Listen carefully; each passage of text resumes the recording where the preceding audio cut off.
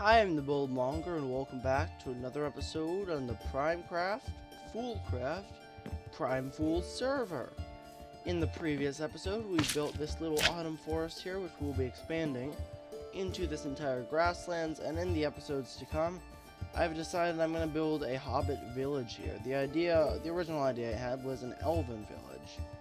However, I have to tell you that the current conditions of this land, the giant mountains, or the rolling hills, I should say,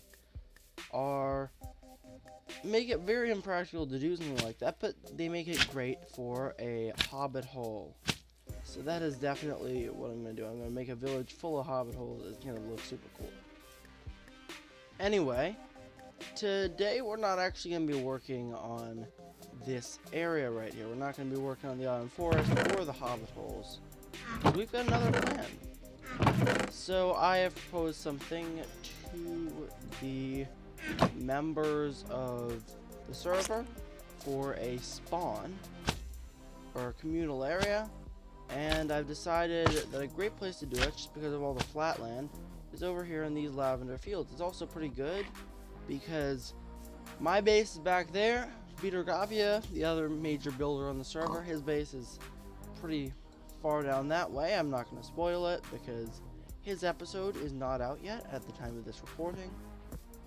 But we are going to be doing a Roman village, so I think that's going to be fun. So in this Hermitron case, which these are essentially just basic shulker boxes, we got the materials we are going to be using. Starting off, we have marble, and this stuff is I'm specifically going to be using the astral sorcery marble, just because I personally think it looks better. I encourage any of the member of this server to essentially use what they feel comfortable with, so that you can use chiseled marble if you would like. But I think that astral sorcery marble looks better, so we're going to use it.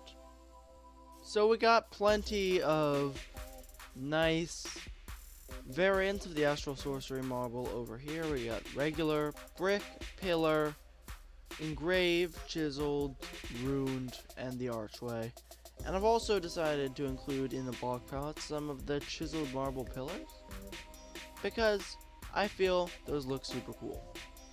Now, the next block that I am going to add to this palette right here, we have the materials for in here.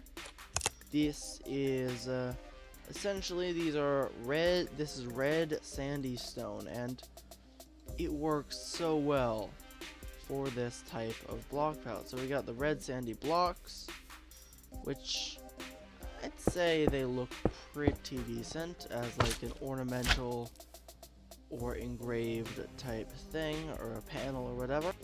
So you have the fitted stone, which is essentially just the bricks, and then you can essentially turn that further into red sandy brick, which is perfect for Roman tiles. And yeah, I think that's honestly the best thing we have here. And the one last thing I think we should add to this lovely palette is the gold block. I don't have very much gold on me, and I'm not talking about this kind of really ugly vanilla gold block. We have plenty of options here, and I'd say while the faded ones are good, I think that the bright ones would work great for a color pop. So I am just going to put one gold block here to kind of represent a color pop of sorts.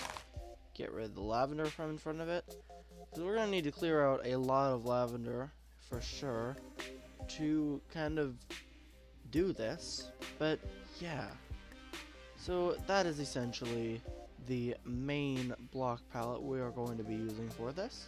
With all of the block palette stuff out of the way, I will attempt to expand this pillar for the block palette or whatever once I have more gold.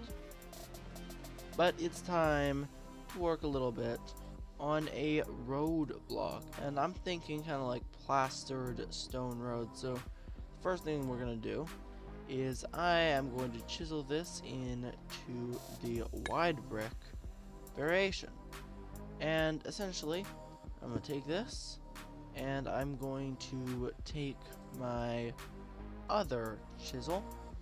I'm gonna go to same material. I'm just gonna snatch this entire block up. Now we got this this thing right here, this marble block with a plane taken out of it. What we're gonna do is we're gonna take the bits for the wide brick, and we're gonna put a plane of that on top.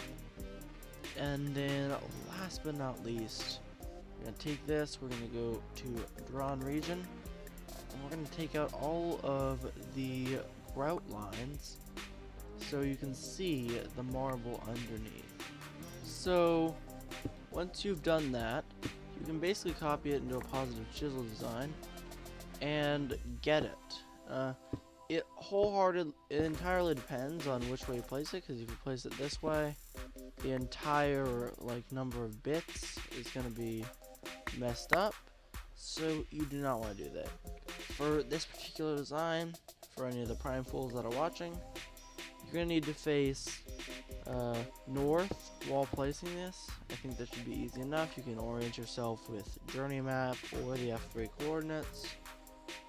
Looks like I'm out of one of the bits, so yeah, but you can kind of see the idea I had for this road block.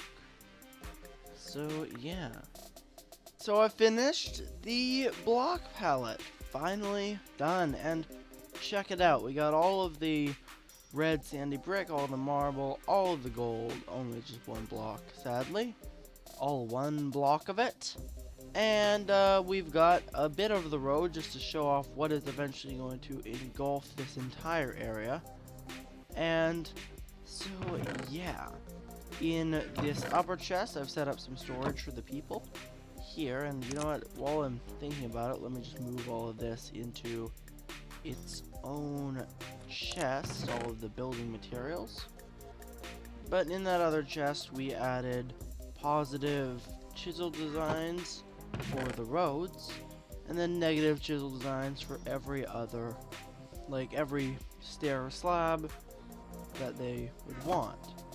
So that's going to be very useful for people. So yeah, that's looking good. Anyway, I think it's about a wrap for today's episode. If you enjoyed the video, make sure to like, comment, and subscribe. If you did not enjoy the video, tell me why in the comments down below, and if you really enjoyed the video, make sure you smack that notification bell so you can be notified when other videos of mine come out in the future. Anyway, I have been the Buildmonger, and I shall see you in a video down the road. Peace.